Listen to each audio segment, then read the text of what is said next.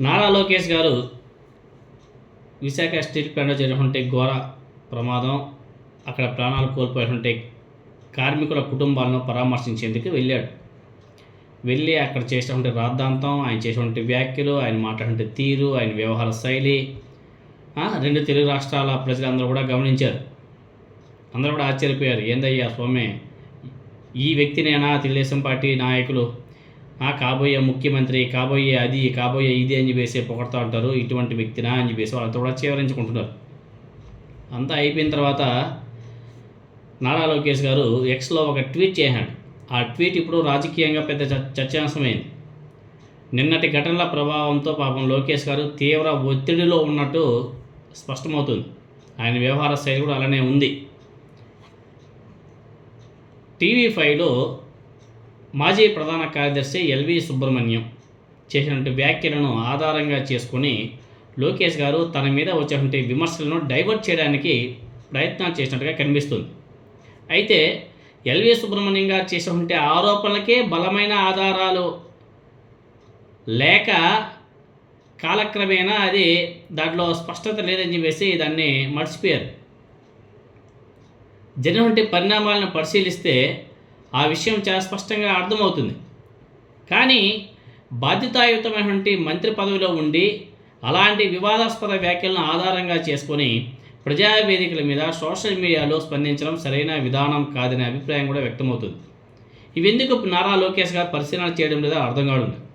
2019 ఎన్నికల నోటిఫికేషన్ తర్వాత అప్పటి ప్రధాన కార్యదర్శి అనిల్ చంద్ర పునేట స్థానంలో భారత ఎన్నికల సంఘం ఎల్వి సుబ్రహ్మణ్యం గారిని నియమించింది. వైఎస్ జగన్మోహన్ రెడ్డి గారు ముఖ్యమంత్రిగా బాధ్యతలు చేపట్టిన తర్వాత కూడా ఆయన ప్రభుత్వ ప్రధాన కార్యదర్శిగా కొనసాగారు.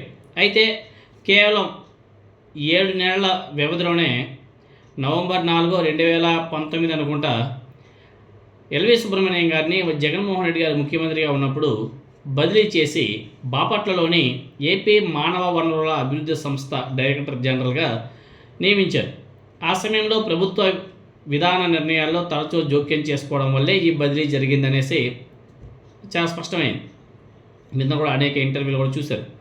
అప్పటి నుంచి ఎల్వి గారికి జగన్మోహన్ రెడ్డి గారి మీద వ్యక్తిగత అసంతృప్తి పెరిగిందనే వాదన కూడా గట్టిగానే ఉంది. సో ఇవన్నిటిని కూడా ఇప్పుడు అందరూ కూడా గుర్తు చేసుకుంటున్నారు. ఇటువంటి నేపథ్యంలోనే 2024 ఎన్నికల తర్వాత టీవీ5 వేదికగా ఎల్వి సుబ్రహ్మణ్యం అనే మాజీ ఐఏఎస్ ఆఫీసర్ జగన్మోహన్ రెడ్డి గారు విశాఖ స్టీల్ ప్లాంట్ని విక్రయించి ఆ భూముల్లో రాజధాని నిర్మించాలనేసి అనుకుంటున్నాడు అనేసి ఆరోపణలు చేయడం వెనుక ఉన్నటువంటి ఉద్దేశాలు, ఆ ఉద్దేశాల మీద కూడా అనేక ప్రశ్నలు కూడా తలెత్తుతున్నాయి. స్టిల్ ఇప్పటికే అవి అలానే ఉన్నాయి. జగన్మోహన్ రెడ్డి గారు నిజంగా అలాంటి ఆలోచన చేసి ఉంటే ఆనాడు సీఎస్గా పనిచేసినటువంటి సమయంలో కానీ లేకపోతే తర్వాత కానీ చంద్రబాబు నాయుడు గారు, పవన్ కళ్యాణ్ లేకపోతే సంబంధిత వర్గాలకు ఆ విషయాన్ని ఎందుకు వెల్లడించలేదనే ప్రశ్న కూడా వినపడుతున్నాయి. జగన్మోహన్ రెడ్డి గారు అధికారంలో ఉన్న 5 ఏళ్లలో ఎప్పుడు కూడా ఈ అంశాన్ని ప్రస్తావించలేదు. అన్నీ అయిపోయిన తర్వాత ఎన్నికల తర్వాత అనుకుంటా ఈ అస్త్రాన్ని బయట తీశాడు ఎల్వి సుబ్రహ్మణ్యం. అంటే అక్కడే అర్థమైపోలేదా ఈయన యొక్క మనస్తత్వం? అయినా కానీ వైజాగ్ స్టీల్ ప్లాంట్ అదేమన్నా రాష్ట్ర ప్రభుత్వం అధీనంలో ఉందా? కేంద్ర ప్రభుత్వం అధీనంలో ఉంది. RINL నిర్వహిస్తుంది. కేంద్ర ప్రభుత్వం అధీనంలో ఉన్నటువంటి స్టీల్ ప్లాంట్ని స్టేట్ గవర్నమెంట్ అమ్మగలదా? స్టేట్ గవర్నమెంట్ అమ్మగలదా? ఒకవేళ స్టేట్ గవర్నమెంట్కే అవి కానీ ఉంటే, అమ్మే స్తోమత ఉండి ఆ అవకాశం కానీ ఉంటే స్టీల్ ప్లాంట్ని వీళ్ళని సక్సెస్ఫుల్గా నడిపించగలరు కదా. వీళ్ళు ఎందుకు లబోదిబోం అని చెప్పేసి ఏడుస్తున్నారు? స్టేట్ గవర్నమెంట్ అది సెంట్రల్ గవర్నమెంట్ అధీనంలో ఉంది అనేసి కదా. మరి సెంట్రల్ గవర్నమెంట్ అధీనంలో ఉన్న ప్రాపర్టీని స్టేట్ గవర్నమెంట్ ఏ విధంగా అమ్ముతుంది? ఒక ప్రాంతీయ పార్టీ వైఎస్ఆర్ కాంగ్రెస్ పార్టీ ఏ విధంగా అమ్మేస్తుంది? కొంచెం సరే సిగ్గుండాలి. ఇదే అంశాన్ని పవన్ కళ్యాణ్ కూడా మొన్న ప్రస్తావించారు.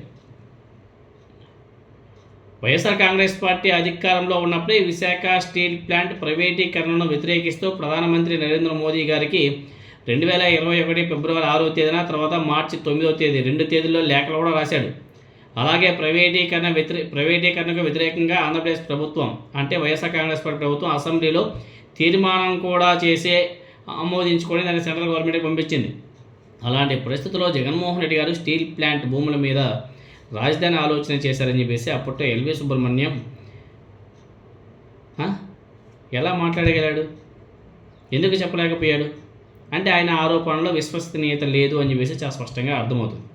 సో ఈ మొత్తం నేపథ్యంలో ఎల్వి సుబ్రహ్మణ్యం చేసినటువంటి వివాదాస్పద వ్యాఖ్యలను మంత్రి నారా లోకేష్ గారు తన ఎక్స్ ఖాతాలో ప్రస్తావించడం ఆయన రక్షణాత్మకమైన ధోరణిలో ఉన్నాడనే అభిప్రాయానికి చాలా స్పష్టంగా అర్థమవుతుంది. సో విశాఖ స్టీల్ ప్లాంట్ ప్రమాదం నేపథ్యంలో ఎదురైనటువంటి విమర్శల నుంచి బయటపడేందుకు పాత ఆరోపణలను ఆశ్రయించే ప్రయత్నం జరిగిందనే వ్యాఖ్యలు కూడా గట్టిగా వినబడుతున్నాయి. సో ఇలాంటి వ్యవహారం రాజకీయంగా తెలుగుదేశం పార్టీ నైతిక విశ్వసనీయత మీద ప్రభావం పడే అవకాశం కూడా స్పష్టంగా ఉంది అనేసి చాలామంది అభిప్రాయపడుతున్నారు. ఇప్పటికైనా సరే ఈ పనికి మాలిన మాటలు మాట్లాడేసి పనికొచ్చే మాటలు మాట్లాడితే చాలా బాగుంటుంది అని చెప్పేసి నారా లోకేష్ గారు తెలుసుకుంటే చాలా బాగుంటుంది.